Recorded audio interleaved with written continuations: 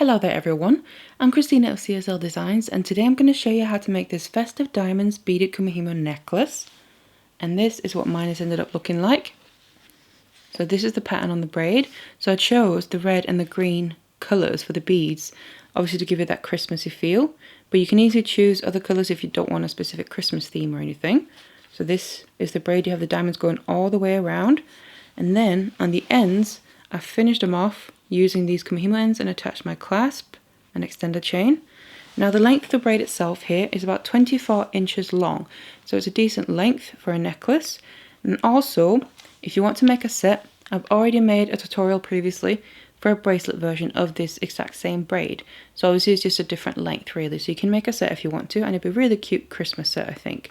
But if you want to learn how to make the necklace, then keep watching this tutorial. So here we have the materials that we're going to need. First of all, here I have my round Kumihimo just because it's a round braid structure that we're making. And then the cord that I'm using is this 0.4mm s-lon in a white colour, just because the main background colour of the beads that I'm using is this white one, so in case any of the cord shows, it won't stand out too much. And as for the beads, these are all 8 Miyuki seed beads, just in 3 different colours to achieve the pattern. So like I mentioned, first of all I'm using these white ones. These are white pearl s-lon, and then I'm using silver line green, and then silver line flame red. And that's obviously to achieve that Christmassy look to the piece, but you can easily swap out any of these colours for whatever colour you want to. And then to finish off the ends of the braid, I then have my Kumihimo ends here, where I'm then going to attach my lobster claw clasp and extender chain using the jump rings. So let's get all the materials ready and let's get started. So I've then cut some lengths of the cord, and what I have is 4 lengths of about 2.5 meters each. And then what we need to do is make sure all the ends are even. Then I'm going to fold them over in half, so bring the ends together, and then we get the midpoint down here, which you then want to tie a knot with all the cords to hold them together, and I just then put a scrap piece of wire around that knot to help pull it down through the disc. So now I took all the cords here and put them onto my disc. So what I've done is I put that knot with the scrap piece of wire down through the center in the hole there, and the wire is just coming out towards the back. And then I distributed the cords so we have one on either side of each dot there all the way around, so they're just in pairs opposite each other, evenly spread out on the disc. And then what we're going to do is start braiding a little bit here before we add in any beads. So I'm going to take my top left cord, release that from the slot, and then bring it down to the bottom pair here, stay on the left side, put it into that slot, and then I'm going to take the bottom right cord, bring that up, and then put it into the slot on the right side of that top one.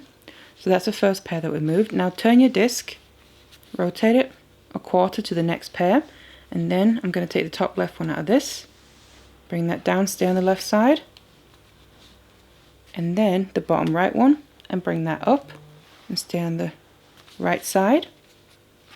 Turn your disc again, and we basically just continue doing this, moving the cords in the same manner.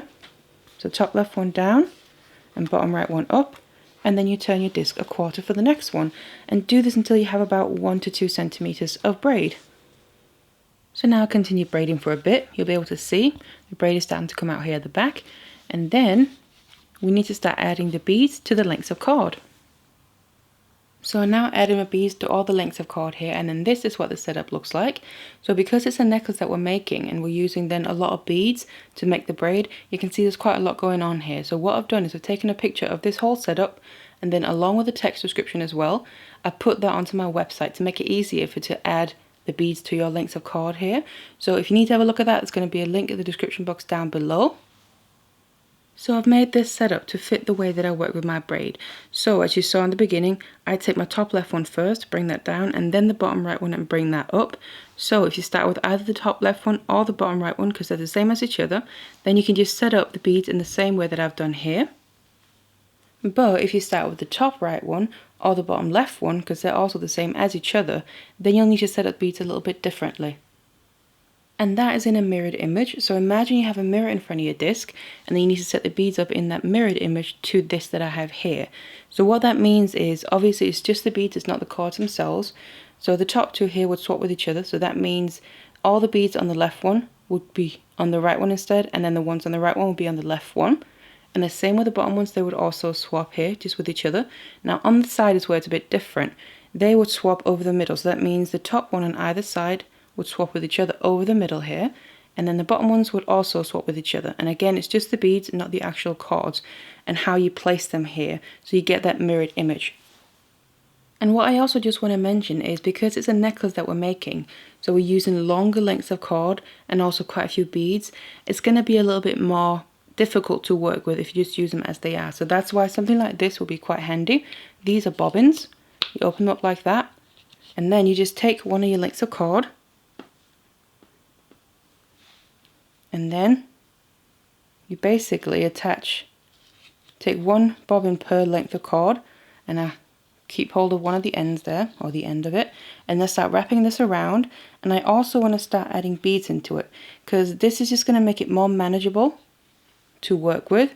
Because like I said, if you just work with the long lengths, it's not impossible. I do tend to prefer to do that without bobbins, but sometimes with long lengths for the necklaces, it can be a little bit easier and more manageable if you actually use the bobbins. So I get some of the beads in as well, and then some more cord, and then some more beads. And then towards the end here, I'm running out of the cord, but I'm going to make sure to leave out some beads. So just bring it up.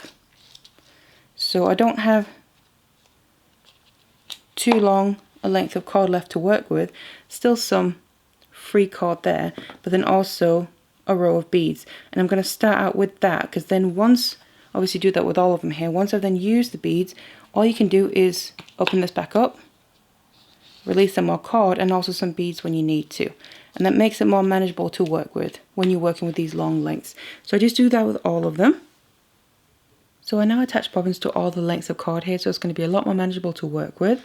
Now usually you would hold the disc out in front of you, so these lengths and the bobbins would just hang freely underneath the disc, but obviously I'm working on a surface here, so they're just laying on there for now.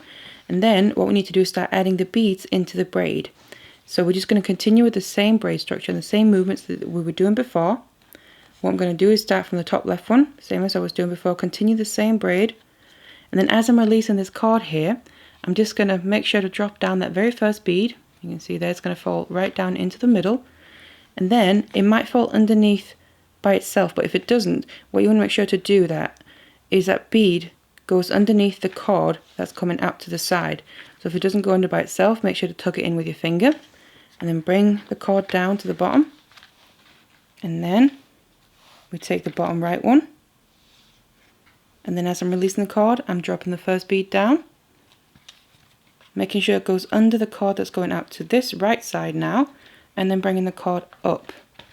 Then turn your disc for the next pair. A quarter, as you can see, is the exact same movements, but the only difference now is we're adding a bead into the braid every time we make a movement, and just a single bead. So release the cord, drop the bead down, make sure it tucks under the cord in the middle,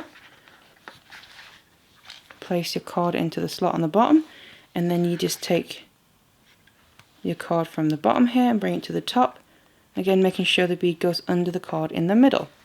And that's how you build up your braid, because it's making sure that those beads go under the cord in the middle there. That's how they end up on the outside of the braid, and we see the pattern that we want.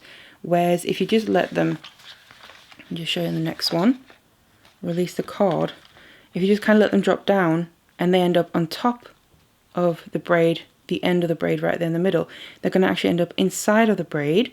And that's a design as well, but it's not what we want for this one. We want the beads to be on the outside and the main pattern. So you just keep going like this, and obviously until you've used all of the beads, and then like I said, you can just release them as you go. So keep doing that. So I've now used up all the beads here on the cord and they're added into the braid. Then what we're going to do is make a short end here with just the cord, just like we did there in the beginning. And again, you just continue the same braid structure, now just without adding any beads in, because obviously we don't have any more left. So just follow the exact same structure, and again you want to do this for about 1 to 2 centimeters. So now I just want to secure the end of the braid in place here so I can take it off the disc without the braid coming undone. So what I'm going to do is go to the pair that I was due to take next, so not the pair that I've just used, but this pair here. And then I'm going to take cords that are diagonally opposite each other, release them, bring them over the middle, and then tie a knot. Let's redo that. Just like that, and then tighten that all the way down on the very end of the braid, and then take the other 2 cords from the same pair and then tighten a knot with them across the middle here.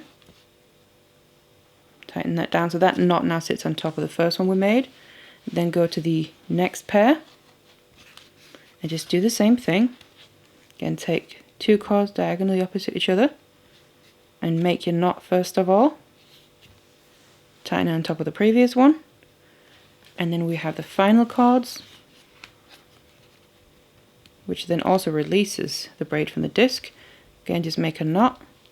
And because this is the final cords, I'm going to just make another one on top, so it's a double knot on the end, just for the extra security.